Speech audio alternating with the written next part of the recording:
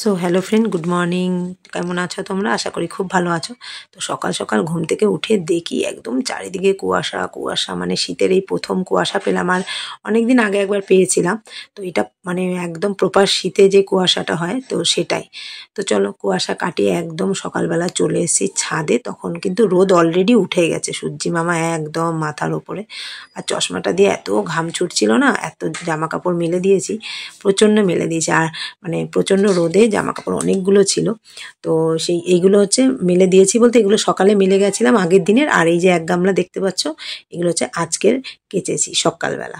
তো ছাদে না শীতকালে আসলে ওই যে বলি ছাদ থেকে আর যেতে ইচ্ছে করে না। তো চলো এইগুলো মেলে টেলে একদম তুলে টুলে বাকি যে ভেজাগুলো আছে সেগুলো একটু মেলে দিই। আর তোমরা আমার সঙ্গে থাকো, সাথে থাকো, আর ব্লগটা দেখতে থাকো। আশা করি আজকের ব্লগটা তোমাদের ভালো লাগবে। আমি একটু নানান ঝামেলায় না একটু ব্লগগুলো দেরিতে আসছে তোমাদের কাছে। প্লিজ একটু দেখো, ঠিক আছে?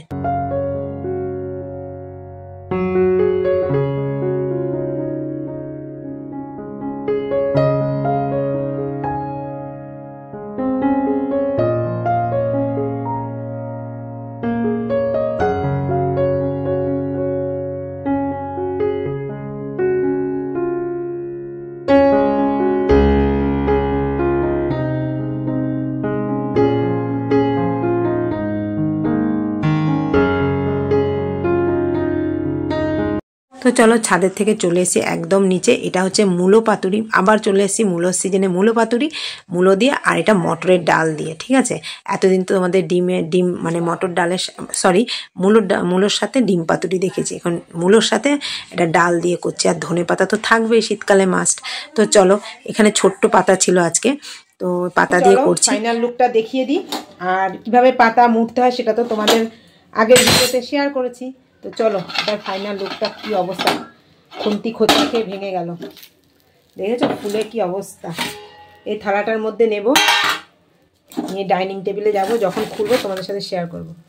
চলো চলো চলো, দেখছি কেমন হয়েছে। আজকে কড়াইটা দারুণ পুড়ে গেছে। কী কী রান্না হয়েছে দেখাই। এই যে আমেরিকান রুই, কেউ ব্যাটারি মাছ বলো তোমরা, যে মাথা দিয়েছি, মাছ দিয়ে শীতকালে ছিম আলু দিয়ে ধনে পাতা দিয়ে ঝোল, এখনও ধোয়া উঠছে। আর এটা সকালের ডাল লাউ দিয়ে করেছি, একবারে করেছি যেহেতু আজকে ভাত করেছি। আর একটুখানি তরকারি ছিল সকালে, আর যে মূলোর শাক ভাজা। আর এই যে পাতুরি, আমার ফেভারিট। পাতুরি হলে আমার আর কিচ্ছু চাই না। গরম গরম আগে ভাতটা দিয়ে নিই, মার ছেলেকে খেতে দেব, খেতে দিয়ে তারপরে আমি রান্নাঘরটা পরিষ্কার করবো। একদম শীতের যে গরম ভাত মাকে দিয়ে দিচ্ছি। আমার রান্না হলে মাকে দিয়েই দিই আগে আগে। আমার যেহেতু অনেক কাজ থাকে, অনেক দেরি হয়ে যায়, তো ওই জন্য আমার রান্না টান্না হলে মাকে খেতে দিয়ে দিই। তো একদম ধোয়া ওঠা মূলো দিয়ে ডাল দিয়ে পাতুরি দারুণ লেগেছিল। আর এই যে দেখতে পাচ্ছ ট্রেন, আমি কৃষ্ণনগর ট্রেনে উঠে গেছি সকাল সকাল একা। কোনো দিন কোথাও যাইনি, এটা হচ্ছে পরের দিন।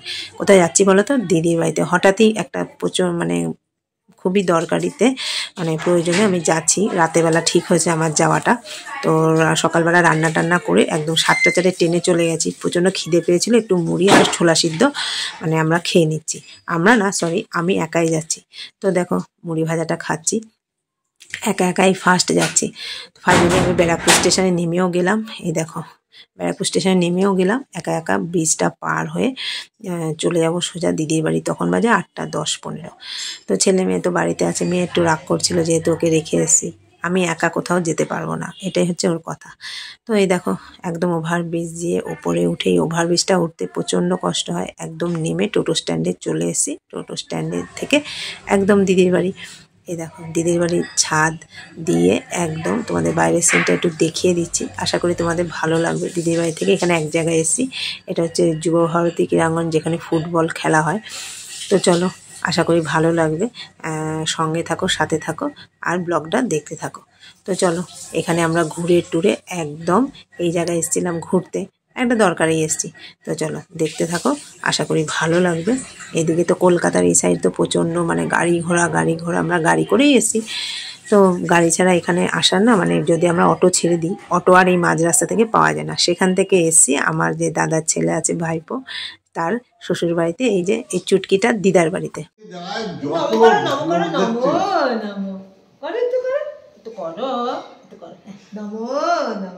নিজে নিজে করে কিন্তু সবাইকে দেখেছে থমকে গেছে আমার এটা মোটামুটি আরেকটা রিপোর্ট করে হালকা মানে ভালো আছে। আমি কি বলতাম যে ওই আগে আওয়াজ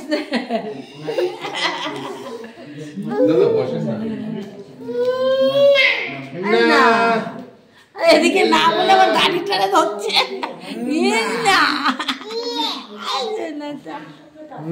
না।